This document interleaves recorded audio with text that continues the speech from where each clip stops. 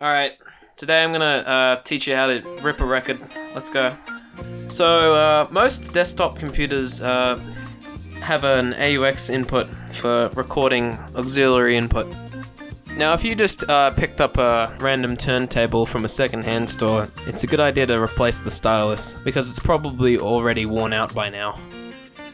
When cleaning a record, the record will not spontaneously combust when touched directly.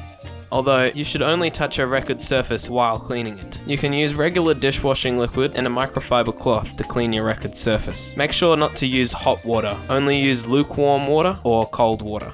You can buy third-party accessories to clean styluses, but they are very expensive. I find that just lightly dabbing the stylus in a piece of blue tack will get any unwanted dust off quite easily.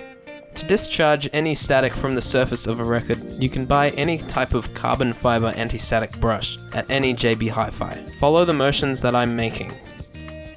The motion of the brush will remove any static charge on the surface of the record. Static can cause noise, which is obviously something we don't want. Now it's time for software. Audacity is a free recording software that we are going to use to record the input of our turntable. Make sure to set Audacity's sample rate to 192,000 Hz. That setting can be found at the bottom left-hand corner. Also make sure to change the input device as the one that you are using, whether that be auxiliary or USB or what have you.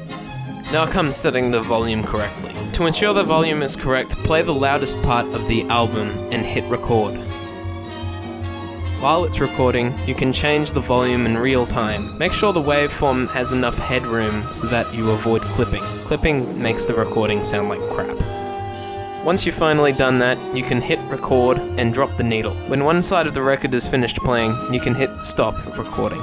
Flip the record over, start re-recording and drop the needle again. Once you have finished recording, be sure to amplify the waveform to your desired amplitude. Now, even though Audacity says you can't apply any more amplification, you should be able to get away with amplifying it a little bit further. Now it's time to label each song separately.